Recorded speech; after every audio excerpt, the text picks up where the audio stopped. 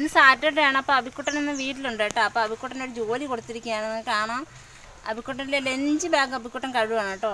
അപ്പോൾ ഞാൻ അബിക്കുട്ടൻ്റെ ഈ വലിയ ബാഗ് കഴുകുവാണ്. അപ്പോൾ എനിക്ക് ഹെൽപ്പ് ചെയ്യാനായിട്ട് ആൾക്ക് ഭയങ്കര ഇഷ്ടമാണ് കേട്ടോ. എന്നെ കാണിക്കണോ? കാണിക്കാം. അബിക്കുട്ട കാണിക്കാൻ പറയാണ് വീഡിയോയിൽ.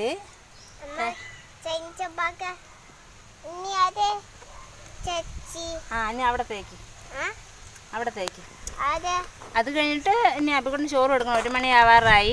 ഇന്ന് കാലത്ത് ബ്രേക്ക്ഫാസ്റ്റ് ദോശയാണ്. പിന്നെ സൈഷേട്ടൻ തലേന്ന് ബീഫ് മേടിച്ചുകൊണ്ട് വന്നിരുന്നു. അത് നമ്മൾ രാവിലെ തന്നെ കറിയാക്കുവാണ്. ഉച്ചക്കത്തേക്കൂടെയാണ് ഇത് വെക്കുന്നത്. അപ്പോൾ റോസ്റ്റായിട്ടാണ് വെക്കാൻ ഉദ്ദേശിച്ചത്. അപ്പോൾ രാവിലെ തന്നെ കറി ആയപ്പോൾ കുറച്ച് കറി നമ്മൾ ദോശ കഴിക്കാൻ വേണ്ടി കുറച്ച് കറി മാറ്റി വെച്ചിട്ട് ബാക്കി നമ്മൾ ആ അടുപ്പിലെ കനലിൽ കിടന്ന് നല്ലവണ്ണം ബീഫ് നല്ല വേവിച്ചു നല്ല ഡ്രൈ ആക്കി എടുക്കാനാണ് ഉദ്ദേശിക്കുന്നത്. അപ്പോൾ ബീഫ് റോസ്റ്റാണ് ഉച്ചക്കത്തേക്ക്.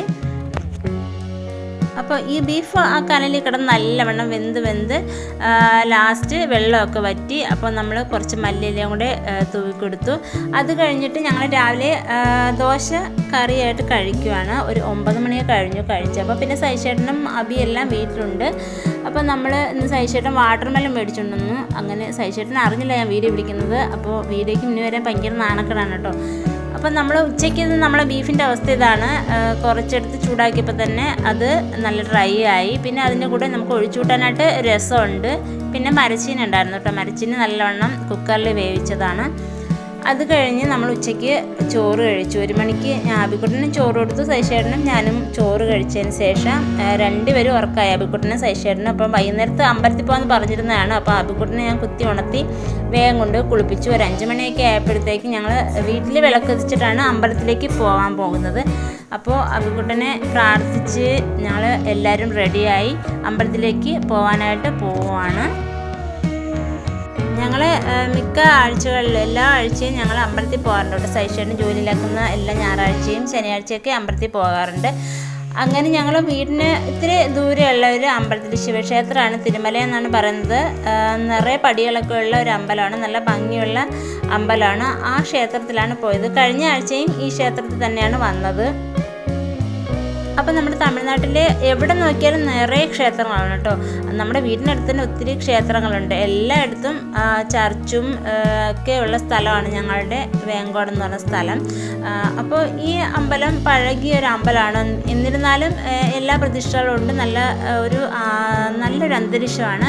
അപ്പോൾ ആ അമ്പലത്തിന് ഇടതുവശത്ത് കൂടി പോകുമ്പോൾ നമുക്ക് താഴെ കൊക്കയാണ്. കൊക്കയിൽ താഴോട്ട് നിറയെ കാടും നല്ല ഭംഗിയുള്ള സ്ഥലങ്ങളാണ്. എനിക്ക് എത്ര ഈ അമ്പലത്തിൽ വന്നാലും മതിയാവില്ല കേട്ടോ. അപ്പോൾ ഞങ്ങൾ മിക്ക ദിവസങ്ങളും ഈ അമ്പലം തന്നെയാണ് ചൂസ് ചെയ്തിട്ട് അമ്പലത്തിൽ തൊഴാനായിട്ട് ഈ അമ്പലത്തിൽ തന്നെയാണ് വരുന്നത്. ആ അമ്പലത്തിൻ്റെ പടിഞ്ഞാറ് വശത്ത് അമ്പലക്കുളമുണ്ട്. അതിന് ചേർന്ന് നമ്മുടെ നാഗരാജാവിൻ്റെ പ്രതിഷ്ഠയാണ്. അത് കഴിഞ്ഞിട്ട് നമ്മൾ ആ പോകുന്ന വശത്ത് വലതുവശത്തും അമ്പലക്കുളമുണ്ട്. ആ അമ്പലക്കുളത്തിൽ നിറയെ മീനുകളുണ്ട് കേട്ടോ. ഒരുപാട് മീനിനെ കണ്ടു. പക്ഷേ നമുക്ക് ഈ വെട്ടം കാരണം നമുക്ക് മീനിനെ നല്ലോണം അറിയാൻ പറ്റത്തില്ല. സൈഡിലോട്ട് മീനിനെ കാണാം. നമുക്ക് വെട്ടമുള്ള ഭാഗത്ത് അറിയാൻ പറ്റില്ല. നിറയെ മീനുകളുണ്ടായിരുന്നു. പിന്നെ അതിന് ചുറ്റും വീടുകളൊക്കെ ഉണ്ട്. നല്ല അടിപൊളിയൊരു പരിസരമാണ്. ആ സ്ഥലങ്ങളൊക്കെ കാണാനായിട്ട് നല്ല ഭംഗിയാണ്. അത് കഴിഞ്ഞിട്ട് നമ്മൾ വീണ്ടും തിരികെ പോകുമ്പോഴത്തേക്കും അമ്പലത്തിൻ്റെ ഫ്രണ്ടിൽ ഒരു പാറക്കെട്ടാണ്. പാറയ്ക്ക് മുകളിൽ അമ്പലത്തിൽ തൊഴാൻ വരുന്നവർ കയറി അവിടെ കുറച്ച് നേരമൊക്കെ ഇരുന്നിട്ടാണ് പോകാറ്. അപ്പം നമ്മളും പോയിരുന്നു. അവിടെ ഇരിക്കുമ്പോൾ തന്നെ മനസ്സിന് നല്ലൊരു ആശ്വാസമാണ്. പിന്നെ അമ്പലത്തിലെ ഭക്തിഗാനവും എല്ലാം കേൾക്കുമ്പോൾ മനസ്സിന് നല്ലൊരു സന്തോഷവും ഒരു ഉത്സാഹവുമാണ്. അപ്പോൾ അബിക്കുട്ടന് ഇങ്ങനെ യാത്രകളൊക്കെ പോകാൻ വലിയ ഇഷ്ടമാണ് കേട്ടോ. അപ്പോൾ അമ്പലത്തിൽ പോയി കഴിഞ്ഞ് തൊഴുതിട്ട് ഞങ്ങൾ തിരിച്ച് വീട്ടിലേക്ക് പോവുകയാണ്. പോകുന്ന വഴിക്ക് റോഡ് നിറയെ ആൾക്കാർ. നമ്മൾ നോക്കിയപ്പോൾ എന്താണ് സംഭവം, നമ്മുടെ തമിഴ്നാട് ആക്ടർ വിജയകാന്ത് സാറിൻ്റെ ബർത്ത്ഡേ ആണ്. റോഡ് നിറയെ സ്ത്രീകളും പുരുഷന്മാരും പിന്നെ കുട്ടികളും ഒക്കെ ആയിട്ട് നല്ല പാട്ടൊക്കെ ഇട്ട് വിജയാനന്ദ സാറിൻ്റെ പാട്ടൊക്കെ ഇട്ട് ഇരിക്കുന്നുണ്ട്. അത് കഴിഞ്ഞ് ഞങ്ങൾ ഇങ്ങോട്ട് വന്നിട്ട് ഒരു കടയിൽ കയറി ഷോപ്പിങ്ങിനായിട്ട് കുറച്ച് ഫാൻസി ഐറ്റങ്ങളും പിന്നെ നമ്മൾ വീട്ടിലേക്ക് കുറച്ച് സ്പൂണൊക്കെ മേടിക്കണമായിരുന്നു. അങ്ങനെ ഒരു ഫാൻസി കടയിൽ കയറിയതാണ്.